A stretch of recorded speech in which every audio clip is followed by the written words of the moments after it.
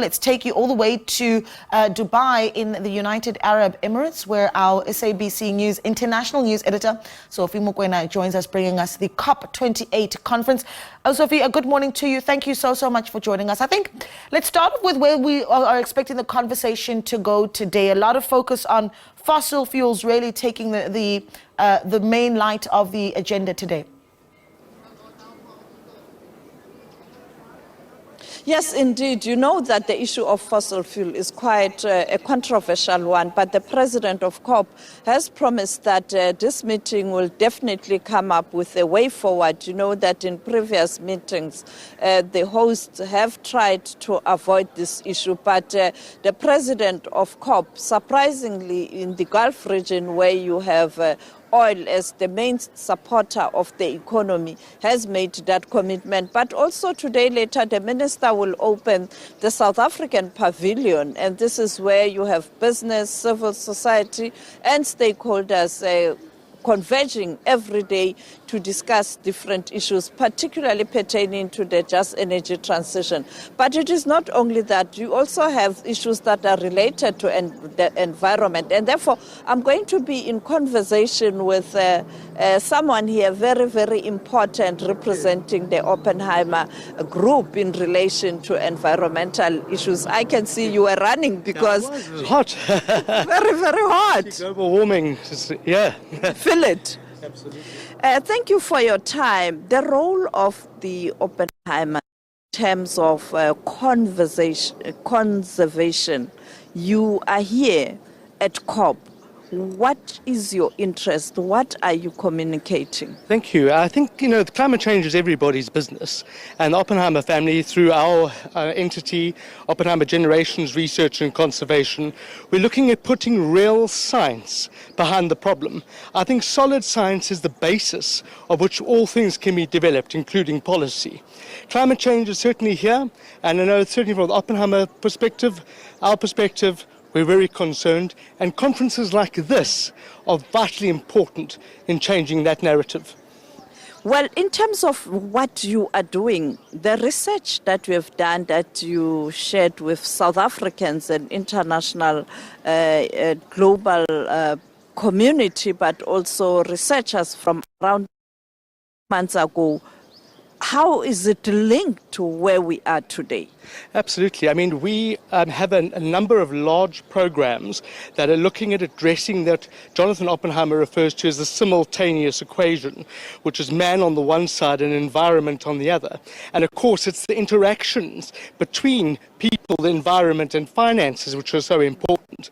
The programs that we've got in place is a big program with Rewild Capital, looking at working with communities across Africa, looking at claiming carbon credits, brokering carbon credits and plowing that money back into communities for doing the right thing, rewilding those lands. We've got a big program called Future Ecosystems for Africa, looks at country programs that look at tipping points and mitigating those tipping points. We've heard over and over again that time is of the essence. So through Oppenheimer Program and African Landscape Systems, OPALS, African Wildlife Economy Institute, of course, wildlife conservation has to pay. Climate is going to affect huge biodiversity loss, community involvement. I mean, communities, money needs to go back into communities to empower them. It must never get to the point that it's people or the environment, it's people and the environment. And all our programs are very much people on the African continent and addressing programs that have real impact and that are going to move the dial. And mitigation, quite an important issue. Are we doing enough to pay attention to mitigation? Because we are already feeling the impact of climate change. I can see right now we're not. And I think people need to take it seriously.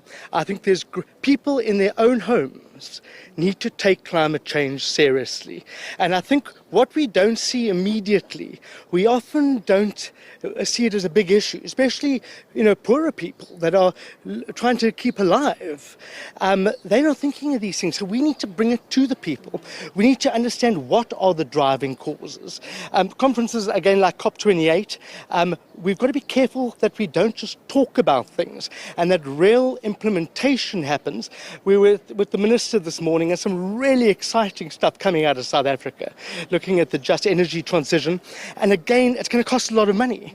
But it's important that we get people involved, everybody. Climate change is everybody's business. And we can't just have scientists or policymakers, governments talking about it. We need to talk about it in our own homes. So science and research needs to be put behind climate change, and we need to know what each and every one of us can do to make sure that we help make that difference. Thank you so much for your time. I hope you'll catch your breath and get cold water. It's quite hot here. It's very hot, and the discussions are similarly very hot. The issue of fossil fuel, we are still going to sweat. Back to you, Naledi. Yeah, and if you'll allow me, Sophie, just to sit with that very issue and how hot it really is, right? And you've got the likes of the guests that you just spoken to saying, well, we need to actually start to action our plans towards a just energy transitions.